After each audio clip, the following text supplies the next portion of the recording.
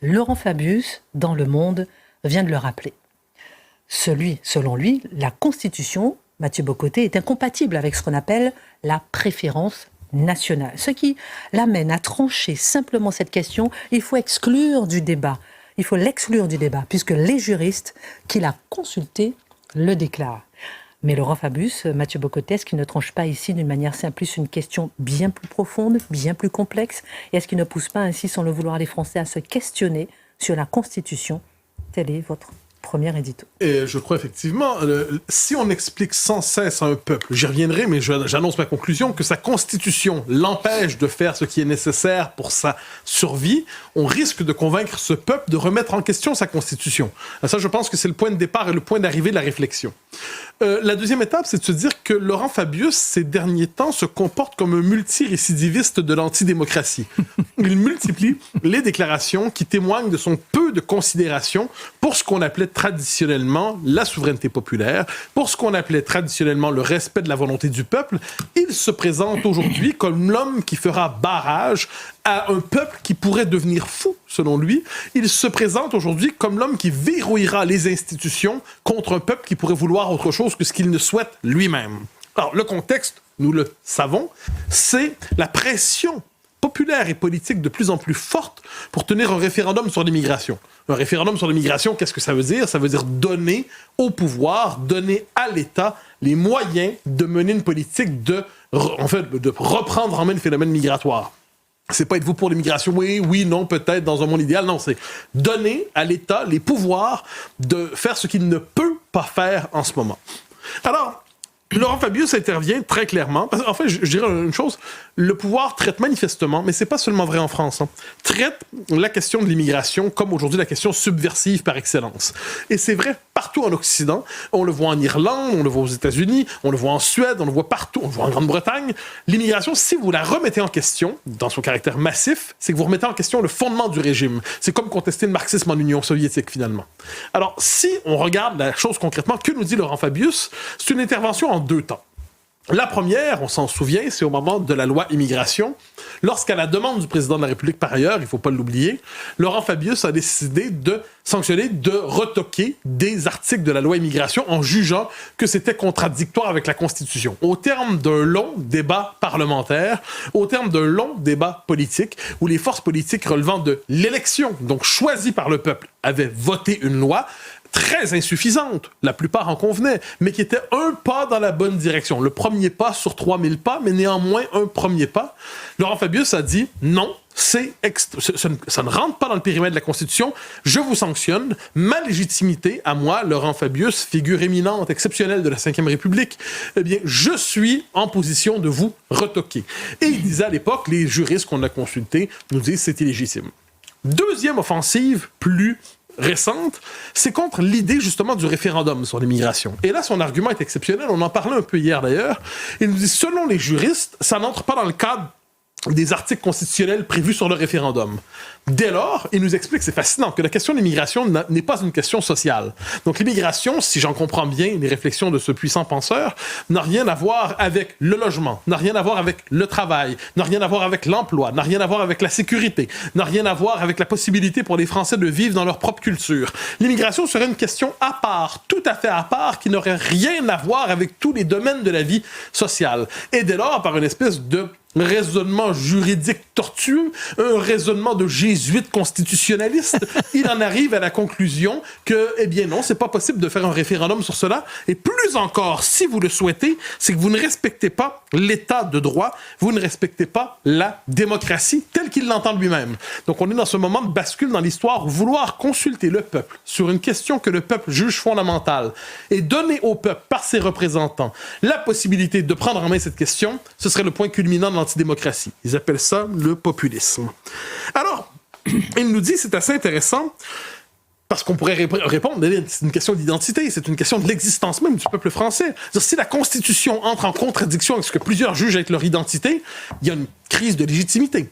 Réponse de Laurent Fabius, qui est une réponse habermasienne. Habermasienne au sens de Jürgen Habermas, le philosophe allemand qui proposait le patriotisme constitutionnel, déjà cité par Emmanuel Macron positivement, soit dit en passant. Habermas dit « L'identité d'un peuple tient à sa constitution. Dès lors, si vous remettez en question la Constitution, vous remettez en question son identité.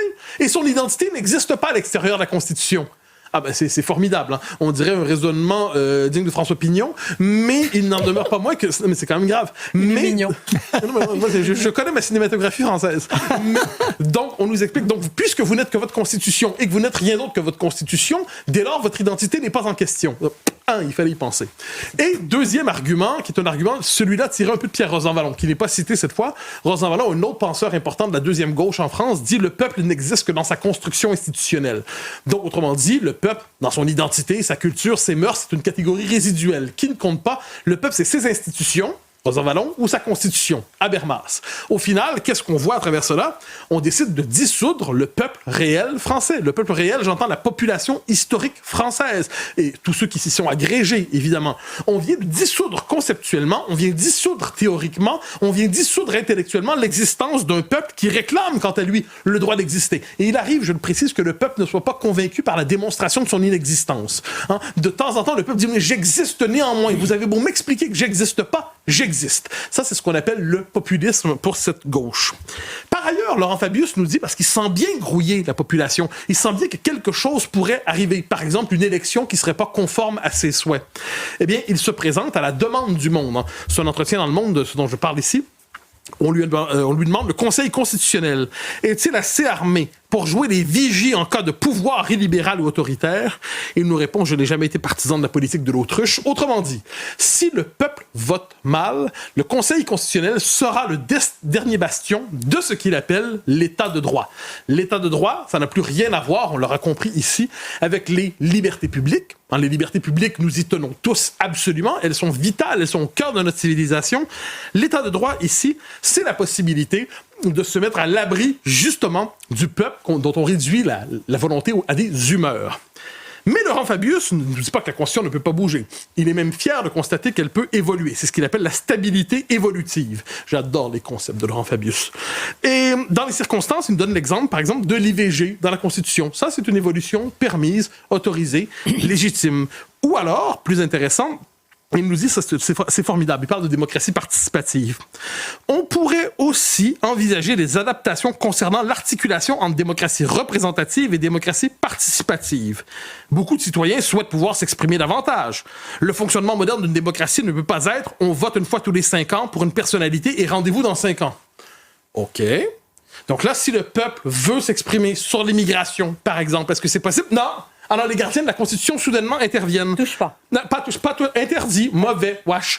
Et il y a quelque chose d'assez intéressant là-dedans, c'est que finalement, la démocratie participative, si on connaît un peu ce lexique, hein, ça veut dire la démocratie des lobbies. C'est la démocratie des groupes qui prétendent se substituer aux partis, se substituer au peuple. Et les groupes, rappelez-vous les grandes consultations qu'aime le pouvoir en ce moment pour remplacer, en fait, les élections, remplacer les référendums. Donc, on nous explique qu'on pourrait faire participer davantage des lobbies à la vie démocratique, mais le peuple directement consulté, Dieu nous garde d'une telle hérésie. Et ça coûte cher, hein, quand même, ces lobbies. On en parlera avec Charlotte dans un instant. Alors revenons, Mathieu Bocoté, directement sur l'immigration. Ouais. L'ancien Premier ministre Édouard Balladur, dans un texte fleuve pour Le Figaro, a développé un point de vue qui ne recoupe en rien celui de Laurent Fabius. C'est étonnant. J'en suis rendu à ce moment dans ma vie un peu étonnant que je n'avais pas prévu, où je confesse une tendresse immense pour Édouard Balladur. Je me dis que finalement, c'est lui qui aurait dû être élu en 95. Moi, je me souviens en 95, j'étais passionné par Chirac. Je m'en veux, je me repars. L'autocritique, ça sert à quelque chose. Non, mais franchement, il avait la tête assez bien faite. Il avait, sur à peu près tout. L'autre avait la gueule de l'emploi. Lui avait quand même la tête bien faite pour cela. Et j'y reviens dans un texte du Figaro assez... il y a des passions comme ça. Mais alors, je note des choses assez intéressantes parce que dans ce texte fleuve, mais un texte remarquable de clarté. C'est un texte qui est à la fois un testament politique, on l'aura compris, mais c'est un homme de 95 ans qui se tient à dire « Je ne veux pas quitter ce monde sans avoir indiqué le chemin de redressement pour mon pays ». Et il a cette phrase sur l'immigration que je me permets de citer. Parce que franchement, si Édouard Balladur est un populiste, moi je ne sais plus exactement ce qui existe en ce monde. J'y reviens. S'agissant de la réglementation de l'immigration, c'est à la France de décider souverainement qui est compétent pour ce faire. Cela ne peut être que le peuple français, auteur exclusif de nos institutions. En la matière, il n'y a de légitimité que la sienne. La décision revient au référendum afin de modifier la Constitution et de préciser les pouvoirs de chacun. Il y a beaucoup de choses là-dedans. Premièrement, on comprend que ce n'est pas l'Europe qui doit prendre en charge l'immigration. Édouard Balladur était partisan de Maastricht, mais dans le texte, plus largement, il dit Maastricht sur quelques points en particulier. C'était une Europe assez minimaliste par rapport à ce qu'elle est devenue. Donc là, il y a deux choses. Premièrement il dit c'est pas à l'Europe de gérer ça. Et deuxièmement, c'est aux Français par référendum. Autrement dit, Édouard Balladur, qui était, par ailleurs, si je peux me permettre, un proche de Pompidou, c'est pas un détail, donc un contemporain presque des origines de la Ve République, nous dit non, mais l'appel au peuple est légitime. Et ce qu'on voit, en fait, dans la Constitution, aujourd'hui, telle qu'interprétée par M. Fabius, c'est une évolution autoréférentielle de la Constitution où des juristes ont confisqué la Constitution, soutenue par une partie de la nomenclatura, de l'oligarchie présente, qui ont pris la Constitution en disant c'est nous, ce ne sera pas vous. Et Balladur, dans les circonstances, dit non, le peuple compte, ça ne doit pas se situer au niveau européen, ça ne doit pas se situer au pouvoir des juges, le référendum est légitime, et non seulement légitime, mais nécessaire. Et de ce point de vue, je crois, Balladur révèle la tension entre l'intérêt national et l'intérêt d'une caste qui s'est emparée de la France et qui prétend la défendre en l'appelant État de droit. Je trouve que ce choc entre deux premiers ministres, Balladur et Fabius, est un choc assez révélateur sur deux conceptions différentes de l'État, deux conceptions différentes même de la France. Vous avez souvent parlé d'une crise de régime depuis 2 ans, dans vos livres d'ailleurs aussi. Cette crise de régime n'est-elle pas d'abord une crise institutionnelle ?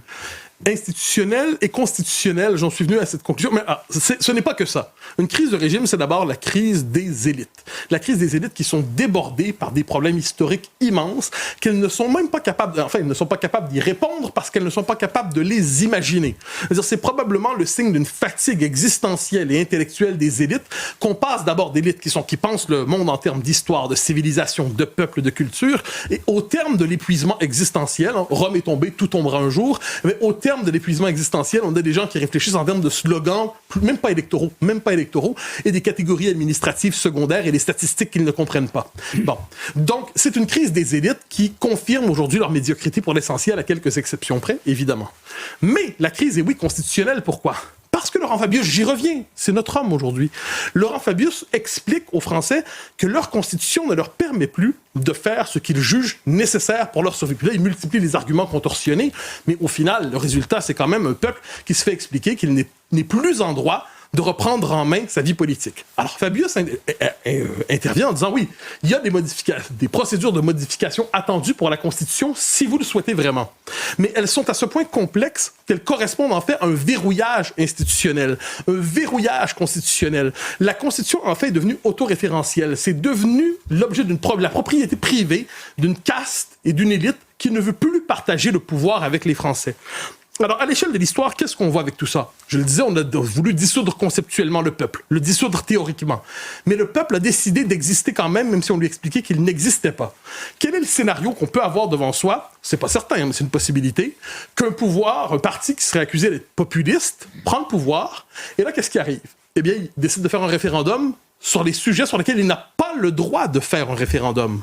Et là, qu'est-ce qu'on voit? C'est un choc de légitimité. Un choc de légitimité entre ceux qui disent « Non, vous n'avez pas le droit, nous sommes les gardiens de l'état de droit » et ceux qui disent « Non, mais nous avons fait appel au peuple ». Ce choc des légitimités, c'est deux visions irréconciliables de la cité. C'est deux conceptions irréconciliables de la démocratie. On sort à ce moment d'une conception étroite, pour ne pas dire désincarnée du droit. On tombe au cœur du politique. C'est 1958 bis pour ceux qui s'intéressent à l'histoire. Et de ce point de vue, c'est assez fascinant de vue de l'extérieur. La France connaît régulièrement des crises constitutionnelles où elle doit refonder ses institutions pour redonner du pouvoir au pouvoir et se redonner la capacité d'agir. Il se peut que 2027 annonce quelque chose comme un nouveau 1958, un bras de fer entre des partis, entre des idées, entre des hommes. Reste à voir qui l'emportera. Bien. Donc, ceux qui me connaissent, ils savent que depuis de nombreuses années maintenant, je parle qu'il y a ou il y aura un problème constitutionnel. Je ne me suis pas caché sur les réseaux. Ben, je crois qu'on y est là. Ben, pour moi, il était déjà un esprit déjà prégnant, ouvert à ceux qui avaient une conscience aiguisée ou qui n'avaient pas tué ou fait taire leur conscience. Je crois qu'on y est totalement. Donc comprenez bien, quand on parle de constitution, on parle de vos droits et libertés fondamentales. hein, particulièrement en tant que citoyen français et française. Donc, si vous n'avez pas compris cette vidéo, ben, vous avez que la réécouter. Moi, ça fait... elle date du 7/05/2024. Moi, ça fait de nombreuses années que je dis qu'il y aura un problème qui vous touchera, que vous le vouliez ou pas, personnellement, individuellement. Le problème, je ne crois pas que ça soit des ennemis extérieurs ou intérieurs. Je crois principalement que c'est vous le problème, individuellement, et ou la solution.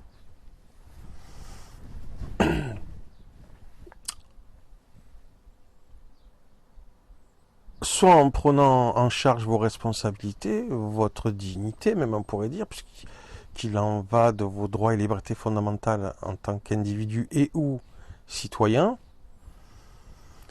Et vous avez maintenant, si vous voulez approfondir, parce que je pense qu'il faut approfondir plein de sujets, hein, qui ont tous un lien évidemment, mais plein de sujets, donc je ne dirais pas différents, mais parce qu'ils se tiennent l'un l'autre. Ben, si vous voulez approfondir des sujets, et si vous voulez voir en partie ou en grande partie pourquoi j'ai dit publiquement qu'il allait avoir un problème à ce sujet, et c'est le cas maintenant, et peut-être percevoir au travers de certaines de mes vidéos que effectivement c'était prévisible, et aussi peut-être affiner vos convictions ou reprendre vos responsabilités, ben, je vous invite de voir les différentes vidéos de ma chaîne.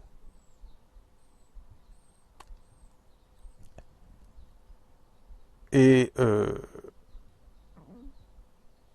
parce que les conseillers ne sont pas toujours les payeurs. Et je dirais pour finir que il est bien beau de dire que en fait les droits et libertés fondamentales et la liberté politique du citoyen est en dessous là du citoyen français ou occidental, mais ça on verra plus tard, est inférieur à la Constitution, que ce qui serait qui qualifierait les citoyens d'un pays, c'est la Constitution et rien d'autre, pas sa culture par exemple gréco-latine, judéo-chrétienne. Je signifierais que je vais prendre deux pays au hasard, mais il y en a bien d'autres, comme les États-Unis ou Israël par exemple.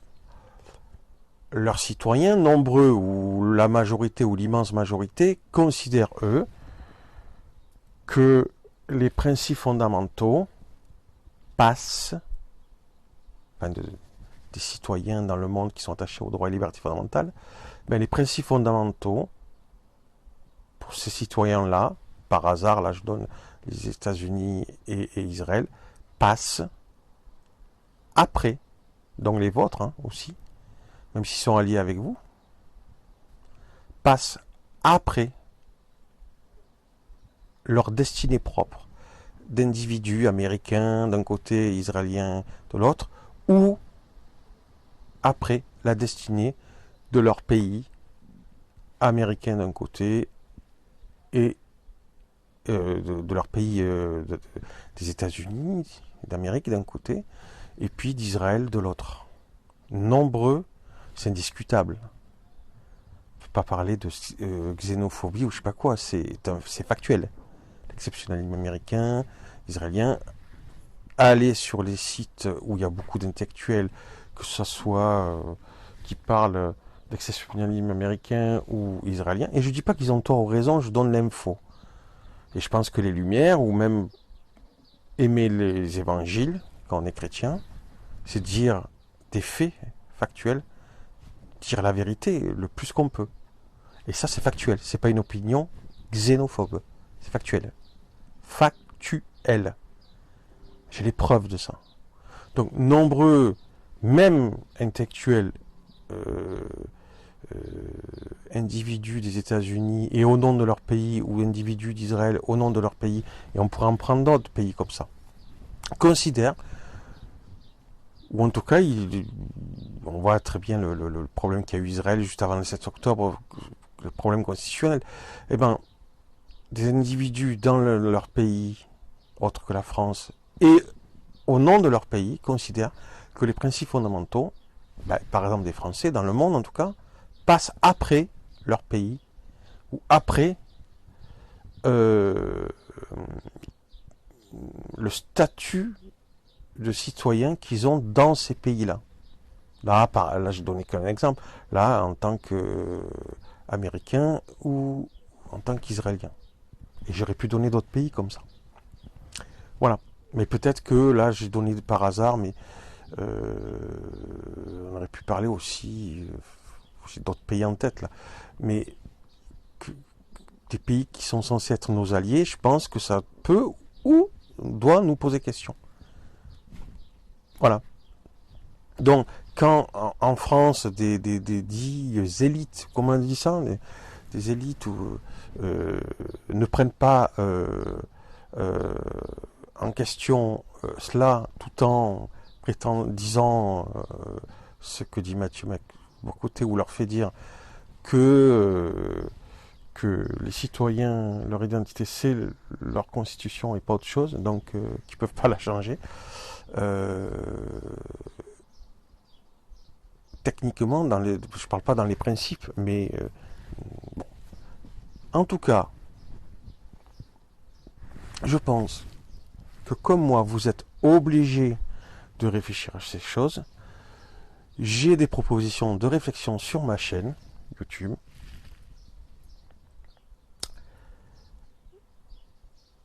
Je répète que j'avais prévu depuis de nombreuses années maintenant que ça allait arriver, ces questionnements.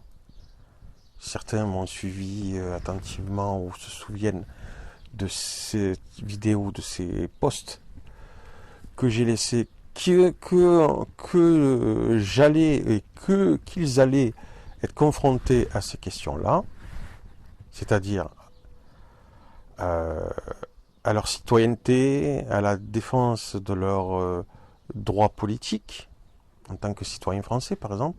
Mais je vous fais constater je crois que, je sais pas, en espérant que cette fois-ci peut-être que vous arriverez à le déceler, que c'est le cas. Vous devez opiner, réfléchir, peut-être vous remettre en question, véritablement, pour être crédible. Vous devez réfléchir et opiner sur toutes ces choses. Voilà. Et en espérant que certaines de mes vidéos sur ma chaîne vous y aident.